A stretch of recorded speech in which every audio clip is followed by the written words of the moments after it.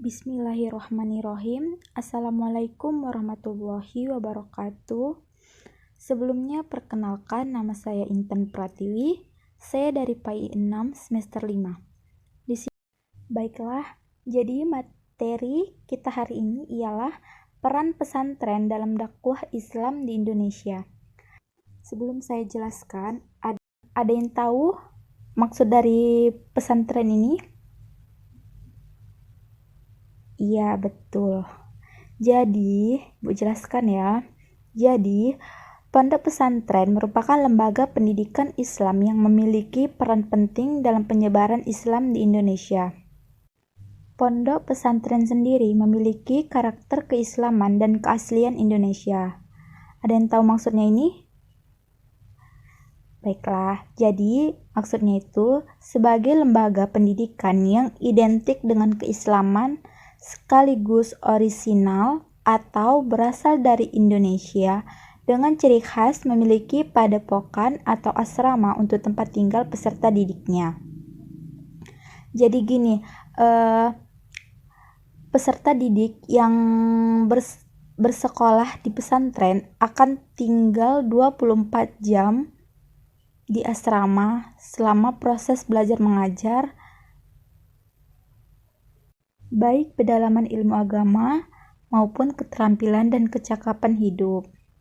Selain itu, pondok pesantren juga memiliki komponen pokok. Yang pertama, kiai atau komponen sentral, seperti guru mengaji sekaligus pimpinan pondok. Yang kedua, santri. Ya, santri itu atau bisa dikatakan itu seperti peserta didik. Santriwati, yaitu peserta didik perempuan. Yang ketiga, masjid atau musola atau tempat ibadah, iya pinter. Yang keempat, pondok atau asrama. Iya, tempat tinggal para santri. Yang kelima, kitab kuning atau materi pokok dalam kurikulum pendidikan pesantren. Yang keenam, metode pengajaran sorongan, bendongan, al-iznul ijazah, halaqah, serta pola belajar di mana santri bisa mengetahui makna. Mungkin itu saja materi kita pada pagi hari ini. Ibu tutup dengan hamdalah, alhamdulillahirabbil alamin. Wassalamualaikum warahmatullahi wabarakatuh. Selain itu, tujuan dan fungsi pondok pesantren ialah yang pertama, mendidik siswa atau santri kepada anggota masyarakat untuk menjadikan seorang muslim yang bertakwa kepada Allah Subhanahu wa taala, berakhlak mulia, memiliki kecerdasan, keterampilan, dan sehat lahir batin sebagai warga negara berpancasila. Yang kedua, mendidik santri untuk menjadi manusia muslim selaku kader-kader ulama dan mubaligh yang berjiwa ikhlas, tabah, tangguh, wira swasta dalam mengamalkan sejarah Islam secara utuh dan dinamis. Yang ketiga, mendidik santri menjadi tenaga-tenaga yang cakap dalam berbagai sektor pembangunan, khususnya pembangunan mental spiritual. Dan yang terakhir, mendidik santri untuk membantu meningkatkan kesejahteraan sosial masyarakat, lingkungan dalam rangka usaha pembangunan masyarakat bangsa. Untuk fungsinya ialah pesantren berfungsi sebagai pusat pendidikan dan penyiaran ajaran agama Islam. Selain itu, ia bergerak bahkan dalam perjalanan pesantren sebagai wahana menyebarkan dakwah Islam, pesantren memiliki beberapa kelebihan dalam menyampaikan dakwahnya dibandingkan dengan yang lain, seperti mereka memberikan contoh teladan, yang dimana metode teladan ini dianggap penting karena aspek agama yang mengandung akhlak yang termasuk dalam kawasan afektif yang terwujud dalam bentuk tingkah laku. Yang kedua, menceritakan kisah-kisah Nabi dan Rasul. Yang ketiga, memberikan nasihat. Karena para kiai di pesantren mendidik para santrinya dengan banyak memberikan nasihat-nasihat yang bersumber dari wahyu ilahi, sehingga petuah dari para kiai selalu dijadikan sebagai pedoman dalam meniti hidupnya. Yang keempat, membiasakan. Pesantren juga memberikan pendidikan melalui kebiasaan yang dilakukan secara bertahap. Pesantren ini juga menggunakan kebiasaan tidak terbatas yang baik dalam membuat maupun bentuk perasaan dan pikiran. Yang kelima, metode sanksi dan reward. Dalam metode sanksi dan reward ini seperti diadakannya tindakan tegas yang dapat meletakkan persoalan di tempat yang benar. Tindakan tegas itu ialah hukuman, yang dimana di dalam memberikan hukuman ini terdapat pro kontra, setuju dan menolak. Dan yang keenam, khutbah atau ceramah. Ini termasuk salah satu cara yang paling banyak digunakan dalam menyampaikan atau mengajak orang lain mengikuti ajaran yang telah ditentukan. Karena model ini juga digunakan seorang guru dalam mengajar murid-murid di lembaga pesantren. Dan yang terakhir, metode diskusi. Dalam metode ini mendidik dan mengajarkan manusia dengan tujuan lebih memantapkan pengertian dan sikap pengetahuan mereka terhadap sesuatu masalah. Perintah Allah dalam hal ini agar mengajak ke jalan yang benar dengan hikmah dan mau'idzah yang baik dan membantah mereka dengan berdiskusi yang baik. Selain itu, pengembangan pondok pesantren memberikan kontribusi dalam pembangunan bangsa. Di antaranya yaitu peran pesantren sebagai lembaga pengembangan dakwah Islam memiliki dampak yang luar biasa dalam mewujudkan Islam rahmatulillah alamin.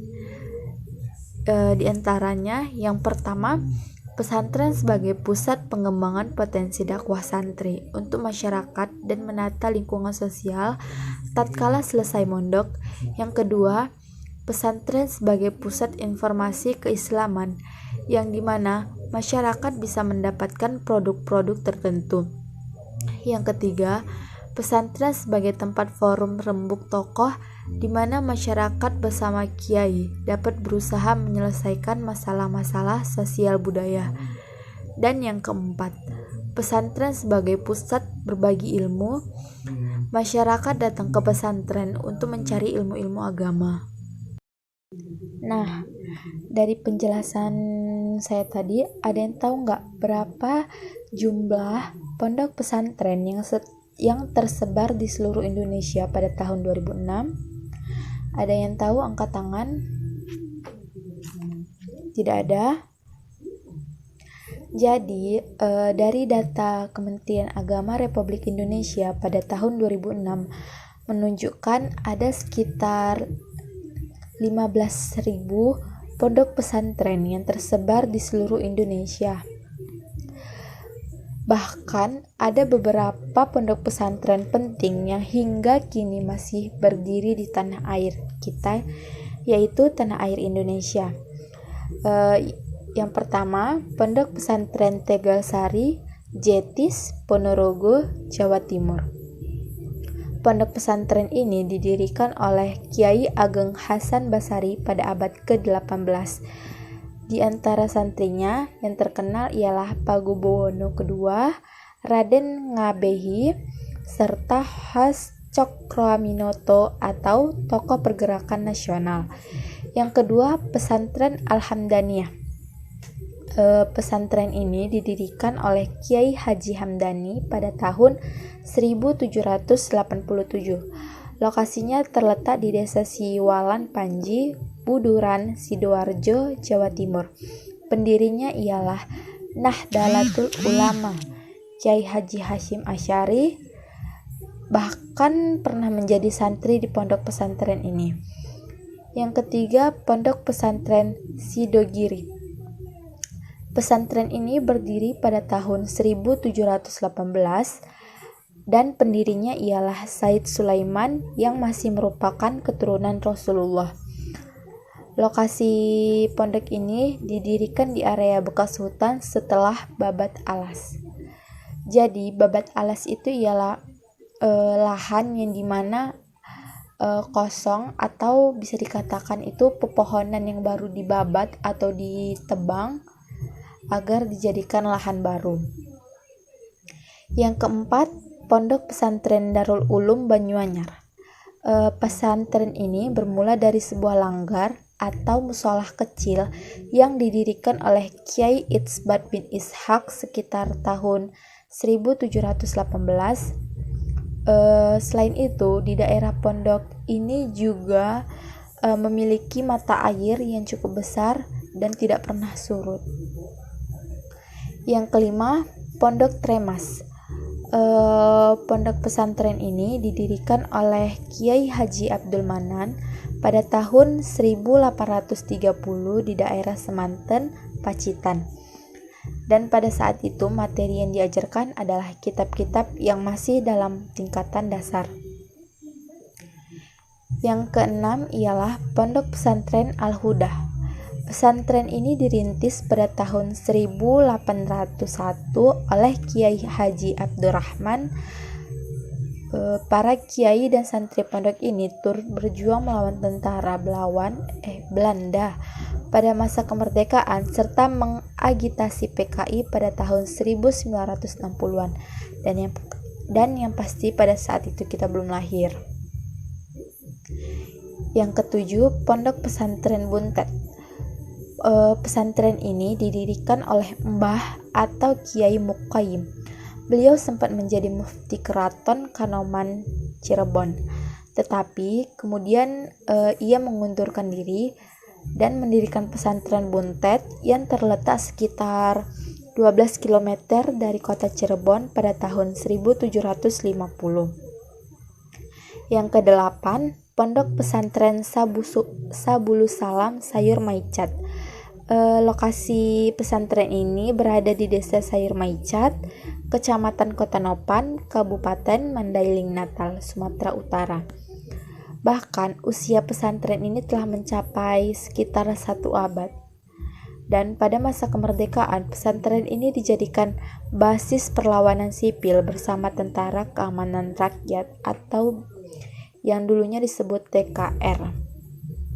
Yang kesembilan, Pondok Pesantren Darussalam Martapura. Pondok pesantren ini berlokasi di kawasan Pasayangan, Martapura, Banjar, Kalimantan Selatan. Pesantren ini didirikan pada tahun 1914 oleh Kiai Haji Jamaluddin sebagai pesantren tertua di Kalimantan dan telah melahirkan banyak ulama. Bahkan pesantren Darussalam ini dijadikan sebagai acuan untuk perkembangan pesantren lainnya. Mungkin itu saja penjelasan dari saya. Kurang lebih saya minta maaf.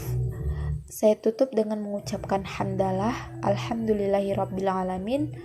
Wassalamualaikum warahmatullahi wabarakatuh.